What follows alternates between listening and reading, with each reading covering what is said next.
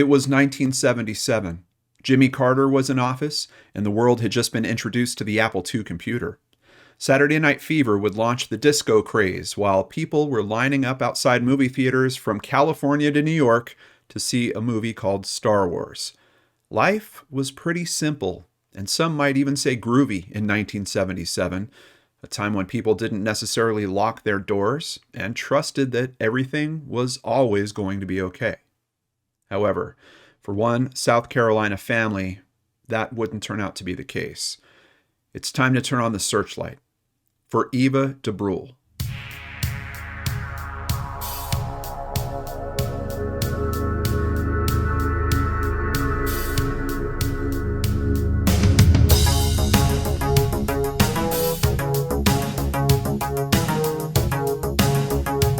Welcome back to Brain Scratch Searchlight. I'm John Lorden. Thank you so much for caring about these cases like I do. Eva Debruhl was born on May 26, 1962, to parents Willard and Opal, and she was one of 7 children. The family resided in Catawba, an unincorporated community in the northern part of South Carolina. Located in York County, the family's property was large and accommodated 2 homes, one that the Debruhls lived in, and another where Eva's grandmother, also named Eva, but Miss Eva R. Marie, lived. Young Eva was 15 years old in 1977. She stood at 5 foot 1 inch tall and weighed 105 pounds. She had blonde hair and blue eyes and was known as a shy girl growing up. She loved to spend time at Providence Baptist Church, and it's said that she was deeply religious. Eva sang in the choir and was looking forward to starting Rock Hill High School in the fall. She was very well behaved and would always let her mom know where she was going to be. To earn money, Eva would often babysit, and she had no boyfriend during this time. That summer break, Eva was living at the family home with her parents and 2 sisters, Tammy and Elaine. Unfortunately, Eva's family lost her brother in 1972 when a drunk driver hit him while he was on his way to the church to play basketball. It was Wednesday, June 29th, 1977, and summer break was in full swing. That morning, Eva got up, had breakfast, and then decided that she would mow the lawn. This was something that she loved to do, as the smell of freshly mowed grass was one of her favorite smells. She was wearing her flip-flops with a pink floral sweater and light blue floral shorts. She was also wearing her eyeglasses on what should have been a lovely and typical summer day. Her dad was called into work that day, starting around 11 a.m. He worked as a mechanic. Willard would leave without waking his wife, Opal, since she worked 3rd shift at the local textile warehouse. As Willard left, he saw that his daughter was finishing up mowing, never realizing that that would be the last time that he would see her. It was noon when Opal woke up. She walked into the kitchen expecting to find Willard or Eva, and instead found a freshly made pitcher of iced tea with a glass filled with ice. Thinking Eva must have made it, she looked outside, only to find Eva's flip-flops on the front lawn, but no sign of Eva. She then continued into the living room, where she found the television on and the recliner stretched out as if someone had been relaxing. Everything seemed pretty normal. Her daughter must have just gone to her room or to the bathroom. Opal checked the bathroom, where she found that the tub had been filled as if someone were about to take a bath. Opal still didn't think anything was wrong. She figured Willard and Eva might have gone next door to have lunch with Grandma. Opal would go back to sleep, as she was still tired from work, but she was woken up at 4 p.m. Willard was asking if she had seen Eva. Opal then found out that her husband had been called into work when she thought that he and Eva were simply next door having lunch. It had now been 5 hours since anyone had seen Eva. The family called around trying to find her. When that didn't turn anything up, they called the police and filed a missing persons report. Like in many cases with a missing teenager, the police first believed that she had just run away. After all, it was summer break. They figured that she would come back. However, after talking to friends, neighbors, and family, police finally realized that Eva was not the type of young lady who would run away. They searched her room and found nothing missing, except for her eyeglasses, which she was reported to be wearing at that time. The police noted no signs of forced entry and no signs of a struggle. Investigators continued searching the property, but Willard would be the one to find a clue. When he was searching the front lawn near the driveway, he came across a Coca-Cola bottle. It should be noted that some articles say it was actually a 2-liter Coca-Cola bottle. Willard would give this to the police. However, they didn't dust the bottle for fingerprints, and eventually, the bottle was actually thrown away. We have to remember this was just a different time, and forensics were not nearly as advanced as they are today. However, you'd like to think that the police would have at least dusted the bottle for prints and maybe even thought to keep it in evidence. There was a Coca-Cola bottling company in Rock Hill at the time that manufactured for both North and South Carolina. However, the Debruhls would do some of their own investigating and find out that this particular Coke bottle was actually manufactured in Georgia. It's unknown if the police ever followed up on this, but for the family, they thought that this pointed towards the possibility that whoever took their daughter could have been from out of state. The police questioned neighbors, asking if they had seen anyone or anything suspicious that day. Eva's grandma would say that she saw a man in a white and blue or white and green Jeep-like vehicle pull into the driveway. The man went up to the front door and appeared to be talking to someone through the screen. Mrs. Marie could not see who the man was talking to, but said it was common for people to come to the home looking for Willard to work on their cars. The man, who she described as a white male of average height and weight, wearing a light green shirt and dark green pants, left, only to return 10 to 15 minutes later. However, this time, Grandma wasn't paying as much attention, and she didn't see if the man went to the door or if her granddaughter had maybe gotten into the vehicle. Some neighbors reported seeing the same man, only they noted that he had a beard. Eva's grandma was not able to confirm this. The driver of this vehicle never came forward, leading many to believe that he was the one who had taken Eva. Why did that driver come back a second time? Maybe when he found out that Willard wasn't home, he initially drove away, and then the thought that he could abduct Eva came to him, causing him to come back.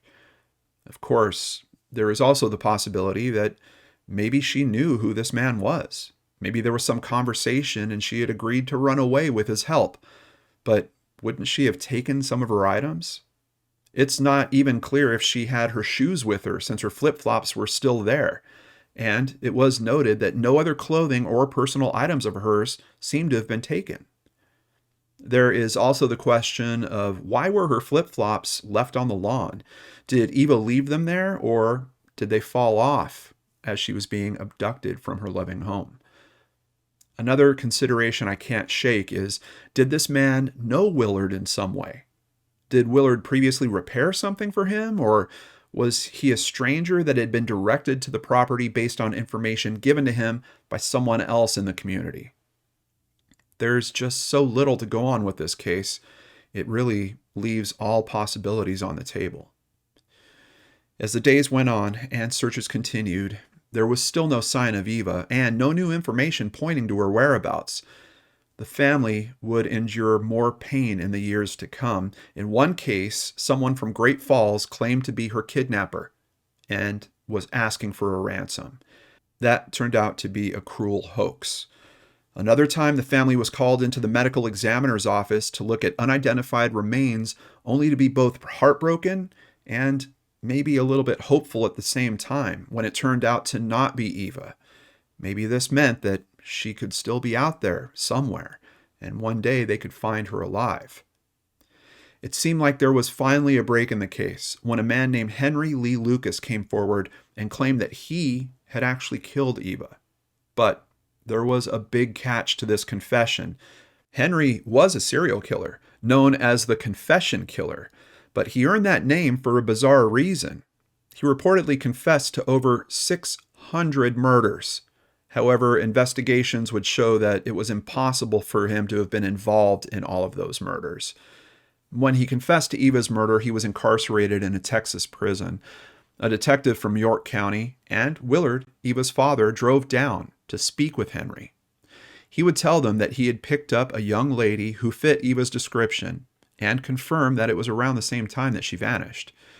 He said the young lady was walking on US 21 when he offered her a ride and she accepted. He then drove 8 to 12 miles before he parked his car on a dirt road. He said that he strangled the young girl before covering the body up with sticks and brush. The detectives would show Henry a map and tell him to point to where he had placed the body. Henry pointed to a wooded area only 6 miles south of the Debruhl home, an area that was actually located in a state park. Police would search that area thoroughly, but they found nothing. Was this another of Henry's false confessions? Some believe so, while others are not so sure. Is it likely that she would have been walking down US 21, and if so, why? With everything in the home left how it was, it's unlikely that she just decided to go out for a walk on a hot June day and with no shoes on.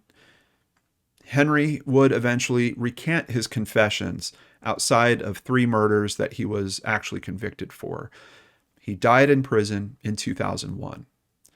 The Debruhl family would not give up on the search for their daughter. They sold their home and searched several states looking for her. Willard eventually stopped working to have more time to search for Eva. After searching for several years, the Debruhls moved into a mobile home with Willard starting his own mechanic shop, but he never stopped searching for his daughter.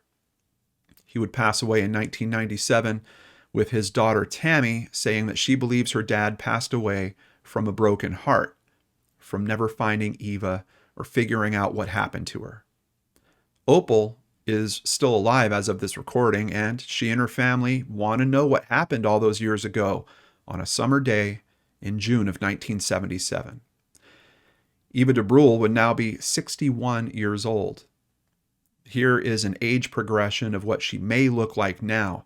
However, her sister Tammy believes Eva might no longer be with us.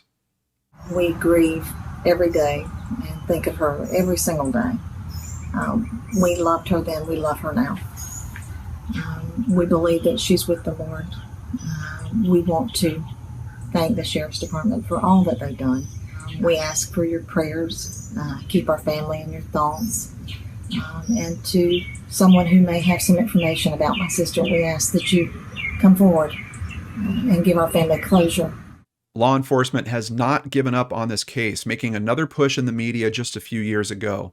In 2019, a spokesperson for the York County Sheriff told WCNC about one of the big challenges in this case. We had to treat it as a missing persons case. We couldn't treat it as a kidnapping because there was no sign of a struggle, spokesperson Trent Ferris said. If you have any information on this case, please contact the York County Sheriff's Department at 803-628-3059. You can also call York Crimestoppers at 1-877-509-4321. Thank you, Charlie Project, WCNC News, newspapers.com, Find a Grave, Jackie Flores, WSOC-TV South Carolina, CNN.com, Herald Online, Web Sleuths, The Doe Network, ncmissingpersons.org, uncovered.com, Facebook, and several other caring community members out there for contributing to today's story, including a very special thank you to the Certified Roracle for researching and co-writing this episode with me. Since 2015, we have always run limited commercial ads for the benefit of the viewers and the families that we're trying to help. Obviously, we can't do that without support. Thank you, Lisa Garcia and Savannah Meldrum, for your PayPal donations. If you'd like to join our team of supporters, please visit LordanArts.com. There you can sign up for Patreon, sign up for PayPal, buy merchandise, or even just buy us a coffee like Christy Michelle recently did. We truly appreciate your support on our mission to run as few ads as possible and help as many cases as we can. Please share this video with friends and family in South Carolina. Let's keep the awareness raised and our ears, eyes, and hearts open and looking for Eva Debruhl. I'll see you here again soon on the LordanArts channel.